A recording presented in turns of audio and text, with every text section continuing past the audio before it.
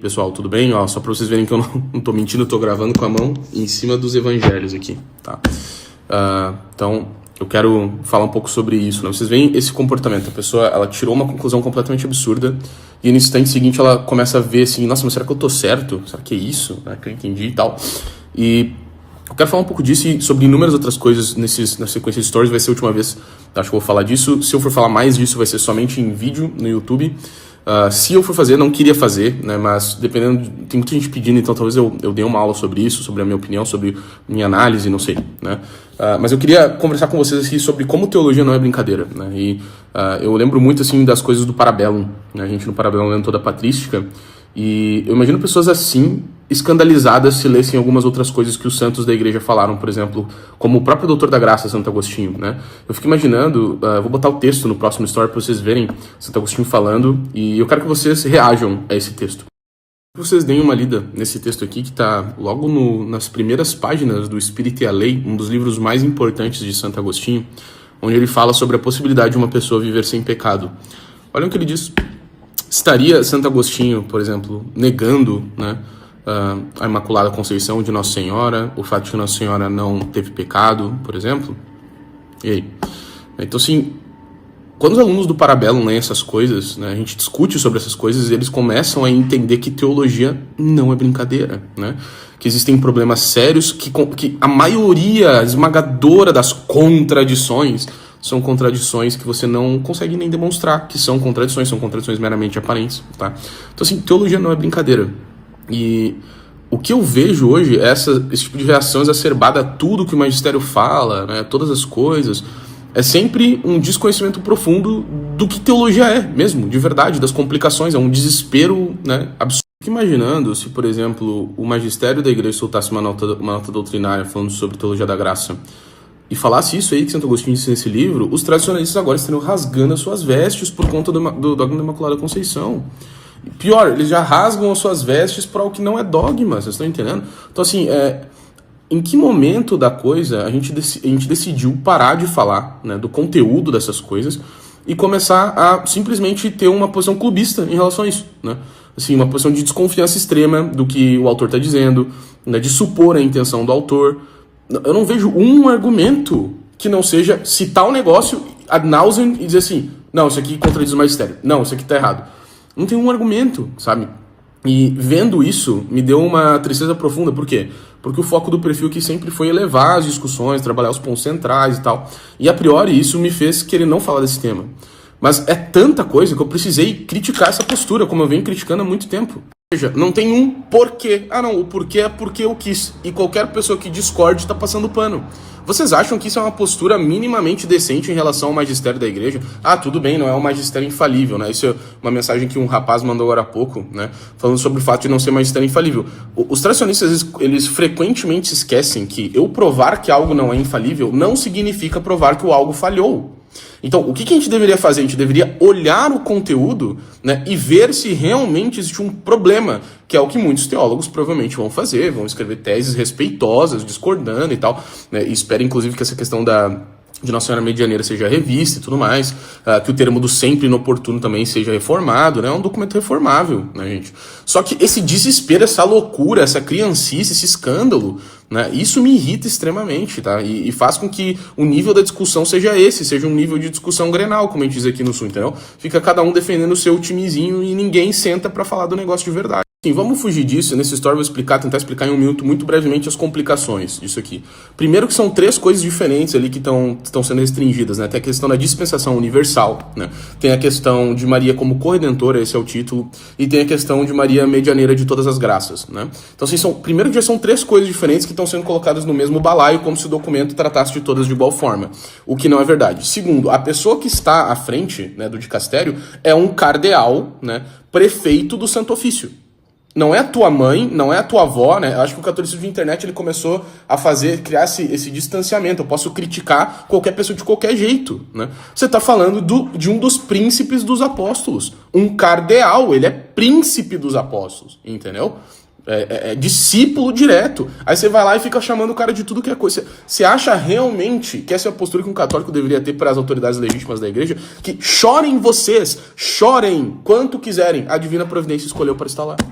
Então vamos lá, vamos botar os pingos nos is, né? A questão da dispensação universal, existe um problema com o termo dispensação, que é um termo que pode ser tomado de forma equivocada, né? Categorias 1 básico de lógica, todo mundo que está criticando o documentaísmo deveria ter pelo menos lido isso e deveria pelo menos saber o que é, né, uma homonímia antes de falar sobre isso.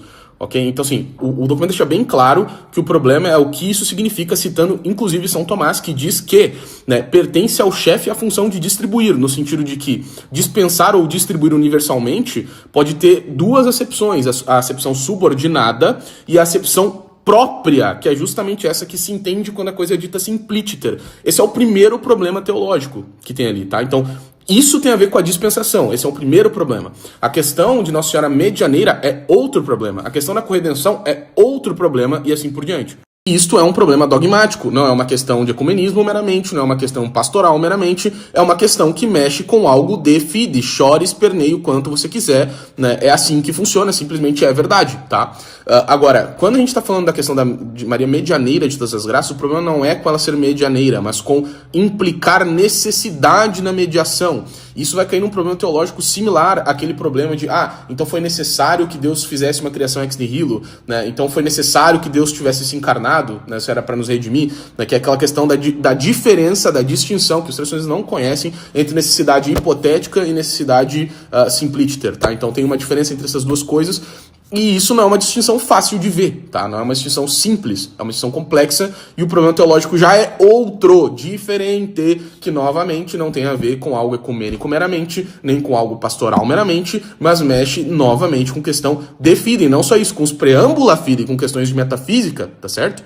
Por último, a questão da corredenção, que é a mais delicada de todas. Eu não tô aqui vindo dizer, eu discordo, eu acho que Maria não foi corredentora. Eu tô explicando pra vocês que teologia não é simples, estão entendendo? Por quê? Olha só.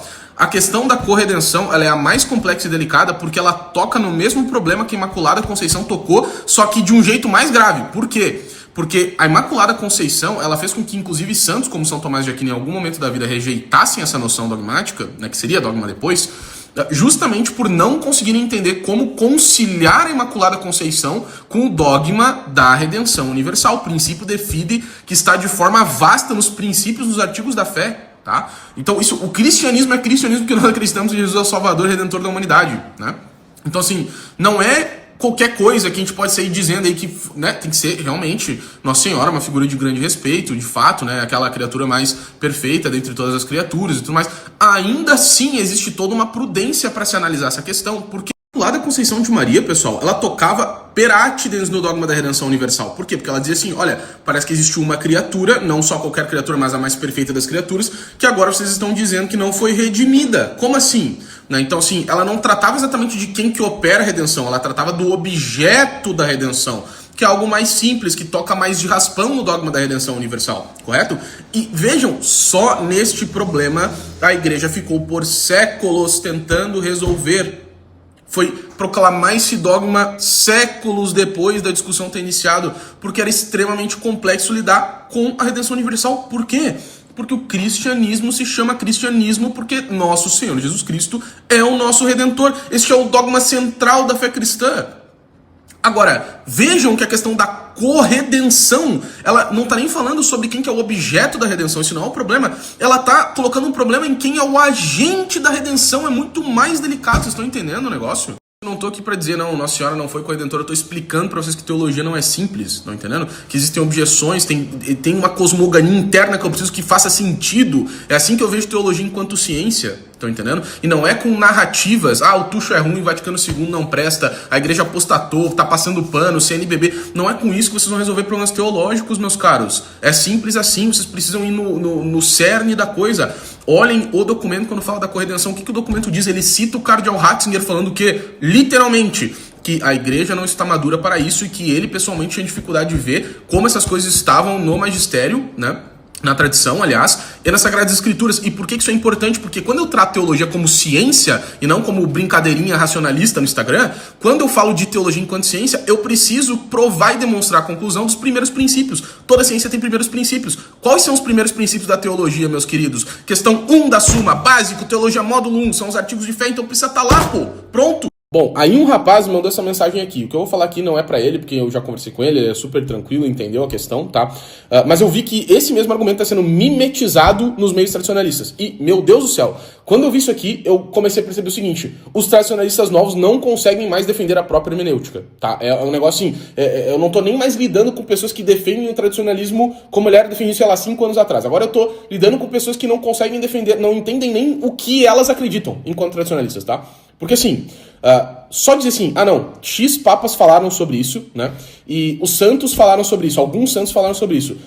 Assim, gente, vamos lá. A questão dos santos eu não vou nem tratar porque é sem pé nem cabeça, tá? O que os santos falaram enquanto pessoas particulares, isso não é matéria de fide, nem tem grau de assentimento ao magistério, pelo amor de Deus, isso nem é magistério. Isso é sem pé nem cabeça, porque se fosse, eu queria ver o que vocês iam fazer com a patrística quando eles discordavam sobre o cânon bíblico. Eu vou achar 5, 6 santos falando no cânon bíblico dos protestantes, por exemplo, sobre os dogmas marianos, sobre cristologia, então nem vamos entrar nesse mérito. Sim, é óbvio que a gente tem que levar em consideração o que os santos falam, né? Pelo amor de Deus. Agora, pular disso aí pra... os santos falaram, então, se o magistério publicar outra coisa, né, ele tá indo contra o magistério anterior, como se, de alguma forma, os escritos pessoais dos santos, eles não só tivessem que ser levados em consideração, mas eles tivessem alguma importância para grau de assentimento do magistério. Aí vocês iam criar um problema impossível de resolver. Aí vocês iam criar, se chutar um tiro no pé, né? Então, a igreja jamais deveria ter proclamado o dogma da Imaculada Conceição, por exemplo, que santos como São Tomás de Aquino em algum momento falaram contra isso, né? Então seria completamente absurdo, eu não vou nem entrar nesse mérito.